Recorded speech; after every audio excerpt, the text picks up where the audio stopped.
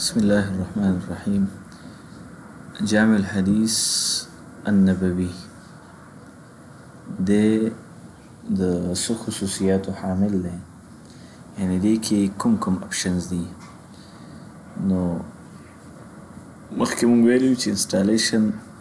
ابتدا کې چیرې تقریبا 400 کتابونه دي پکې، خو یو خصوصیاتو د دنه دا هم دی چې د تمهید کې د علوم الحدیث او دغه رنګي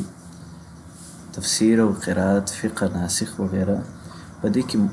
مختصر مقدمات ذکر کوي، او په هغه مقدماتو کې د دې مباحث راوړي دي،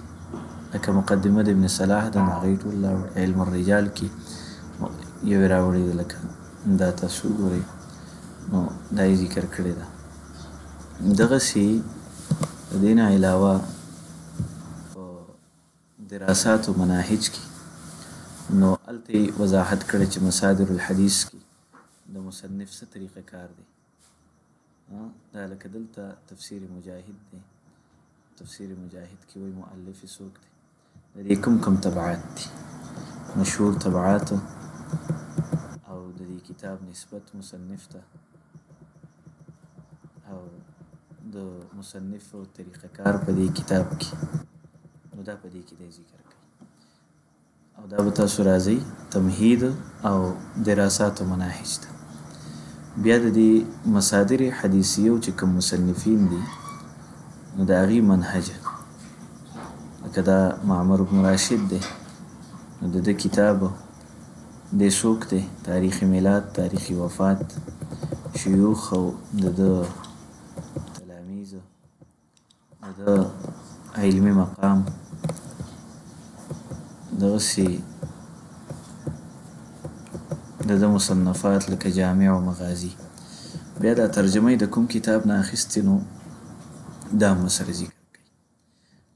نو دا شاشه تاسو که غټوئ نو غټولی هم شئ، دې ځای کې تکبیر، دې سره به شاشه غټه شي.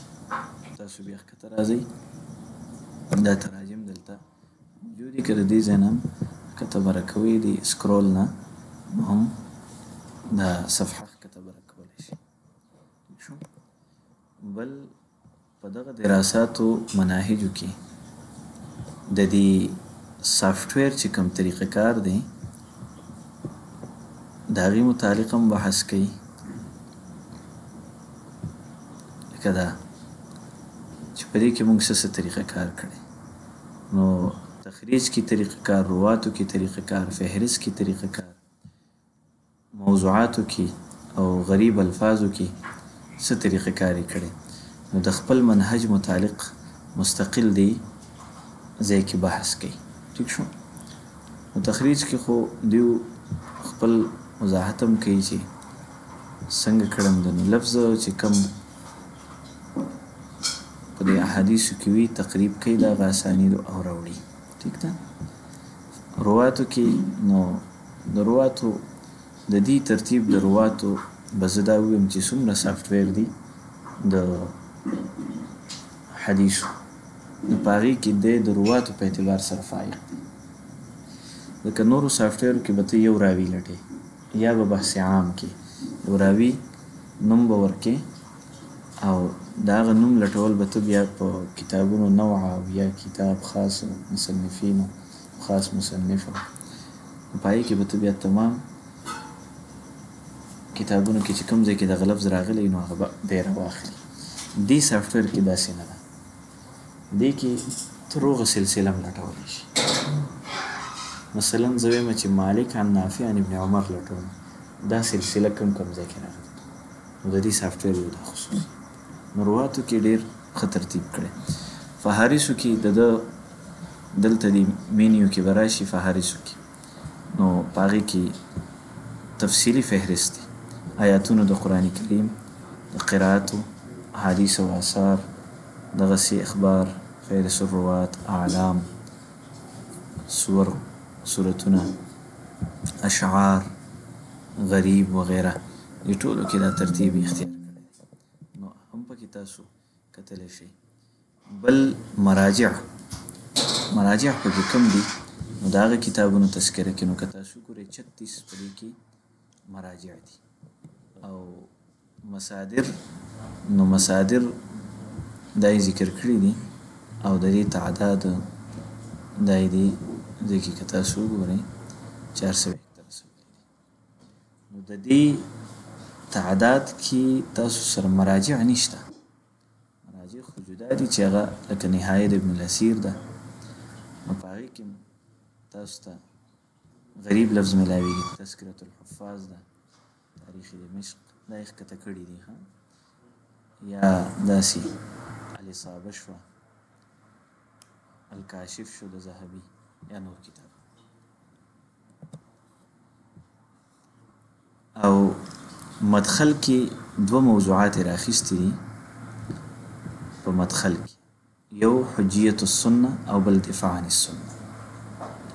چې سنت حجت دي که نه دي نو دې باب کې عنوانات راوړي اول تعریف کړي بیا د دې سنت منزله او بیا تدوین د سنت او د هغې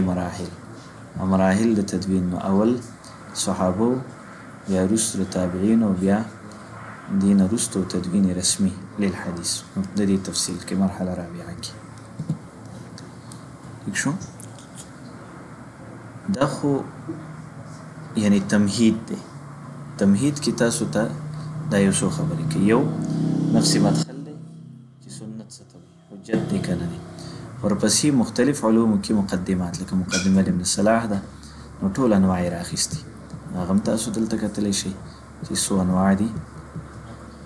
دې ځای پورې دا یې ذکر کړي دي 65 انواع دي ٹھیک شو